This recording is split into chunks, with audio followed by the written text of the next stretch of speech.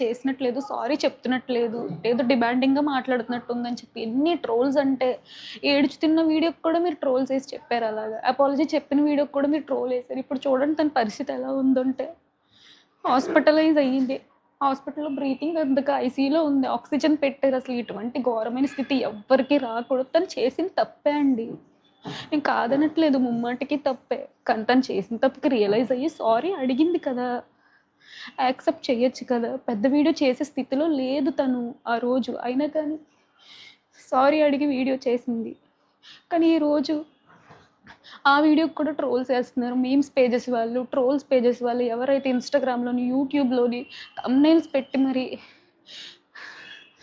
చెప్పలేనండి. మొన్నే మా ఇంట్లో మా డ్యాడీ చనిపోయారు. 3 నెలలు కూడా అవ్వలేదు ఆయన చనిపోయి.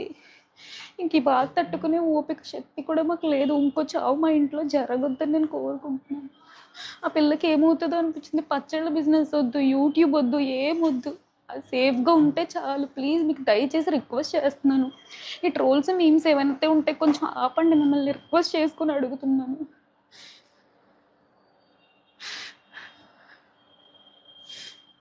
ఇటువంటి సిచ్యువేషన్‌లో కూడా ఒక 4 రోజుల నుంచి కంటిన్యూస్‌గా ట్రోల్స్ ఏస్తున్నారు. పెట్టిన రోజు మీరు రియాక్ట్ అవ్వలేదని అన్నారు. పెట్టిన రోజు నుంచి ఆ పిల్ల టెన్షన్‌లో ఉంది. ఏం జరుగుతుంది, ఏంటి అని కూడా అర్థం చేసుకోలేని స్థితిలో ఉంది. నెక్స్ట్ డే నేనొచ్చి వీడియో పెట్టాను. ఇలా ఇలా జరిగింది. ఆ మెసేజ్ ఎందుకొచ్చిందో నాకు తెలీదు. నేను మా ఇంట్లో లేను అని నేను చెప్పాను. దానికి కూడా ఫుల్ ట్రోలేసుకున్నారు. మీరు బయట కనిపిస్తే అది చేస్తాము, ఇది చేస్తాము అని చెప్పి ఇన్నిన్ని మాటలన్నారు. తర్వాత ఆ ట్రోల్స్ అన్నీ చూసి తను తట్టుకోలేక బ్రీతింగ్ ఇష్యూ వచ్చిందని హాస్పిటల్‌కి తీసుకెళ్తే ఆళ్ళ బీపీ అదంతా కామ్ చేసి టాబ్లెట్లు ఇచ్చి మళ్ళీ ఇంటికి పంపించారు. ఇంటికి పంపించిన తర్వాత మా చిన్న చెల్లి వీడియో చేసి పెట్టింది. అది కూడా ట్రోలేసి మాట్లాడారు. ఇదంతా ఎందుకొచ్చింది అని చెప్పేసి అపాలజీ వీడియో అయితే మేము చేయించాము. అపాలజీ వీడియో 30 సెకండ్స్ పెట్టింది ఒక షార్ట్ లాగా. అది అపాలజీ చేసినట్టే లేదు. మీరు పెద్ద ఫార్మాట్‌లో వీడియో చేయలేదు. అపాలజీ చేస్తే సరిపోతదా అని అంటున్నారు. ఇంకేం చేయమంటారండి పోనీ చెప్పండి. ఇంక చావు తప్ప ఇంక మాకు ఇంక దిక్కయితే లేదు. తన సిట్యుయేషన్ ఎలా ఉందంటే ఆల్రెడీ మెంటల్‌గా చాలా అనుభవించుతుంది.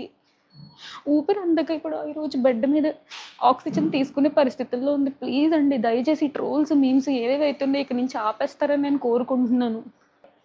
ఈ పికిల్స్ బిజినెస్ వద్దు, యూట్యూబ్ వద్దు, ఏమొద్దు. మనశ్శాంతి ఉంటే చాలండి. ప్రతి ఒక్కరు రోజుకి 2 వీడియోలు చొప్పున చేస్తున్నారు. ఇది అసలు పద్ధతి కాదు. ఎవరైతే యూట్యూబ్ ఛానల్స్ వాళ్ళు ఉన్నారో, ఎవరైతే మీమ్స్ పేజెస్ ఉన్నారో వాళ్ళంతా ఫోటోస్ వాడుకొని మరీ చేస్తున్నారు. సంబంధం లేకపోయినా మా ఫోటోస్ కూడా వాడారు. సరే అది నేను చెప్పాను. అది వదిలేసేయండి. ఇప్పుడు ఈరోజు ప్రాణం మీదకొచ్చిందండి. ఇప్పుడు ఏమన్నా అయితే ఎవరు రెస్పాన్సిబిలిటీ తీసుకుంటారు? చెప్పడానికి మా డ్యాడీ కూడా లేరు. ఏదైనా క్షమించే తప్పు ఉంటదండి. మరి ప్రాణం తీసేంత తప్పైతే ఏది ఉండదు కదా! ఇంక తను ప్రాణాల మీదకి తెచ్చుకున్న పరిస్థితొచ్చింది. ఇంక అర్థం చేసుకోండి. న్యూస్ ఛానల్స్ వాళ్ళు ప్రతి ఒక్కళ్ళు ఇది ట్రెండింగ్ టాపిక్‌లో చేస్తున్నారు. చాలా ట్రెండింగ్ టాపిక్స్ ఉన్నాయి. ఇప్పుడు చాలా సమస్యలతో ఉంది రాష్ట్రం. ఇంక అది వదిలేసి ఇంక ఇదే పట్టుకుంటారేంటండి? తను ఆల్రెడీ అపాలజీ అడిగింది కదా! తను క్షమాపణ అడిగింది కదా! ప్రతి తప్పుకి